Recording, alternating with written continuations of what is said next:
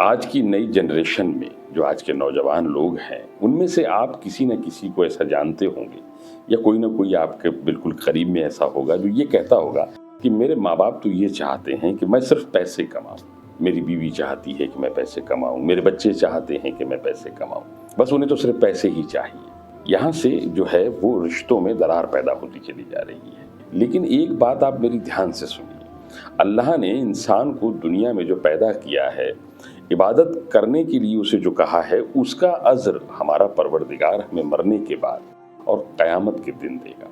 लेकिन ज़मीन पर इंसान को तो कोई मकसद देकर भेजा होगा ना।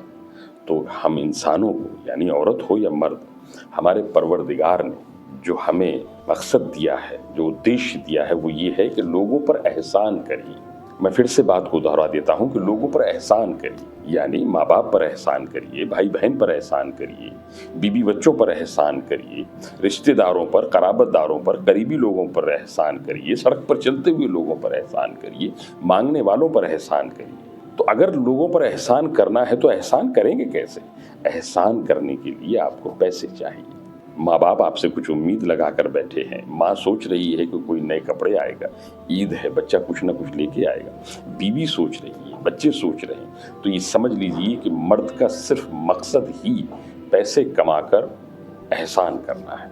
और जहाँ तक पैसे की बात है, अगर आप इबादत की भी बात करेंगे तो अगर आप हिंदू हैं तो आपको 20-25 रुपए की अगरबत्ती चाहिए, 70-80 रुपए का एक नारियल चाहिए, चढ़ावा चाहिए, तब तो इबादत होती है। अगर आप मुसलमान हैं तो 100-50 की सर पर टोपी चाहिए, 300-400 का मुसल्ला चाहिए, आपको हज के लिए पैसे चाहिए, उम्रा के लिए पैसे चाहिए, ज़कात आपको पैसों से देनी है, ईद पर जो है कुर्बानी के लिए पैसे चाहिए, सिवैयों के लिए पैसे चाहिए। तो फिर हलाल रोजी कमाइए और लोगों पर खुलकर एहसान करिए। यही आपकी ज़िंदगी का मकसद है।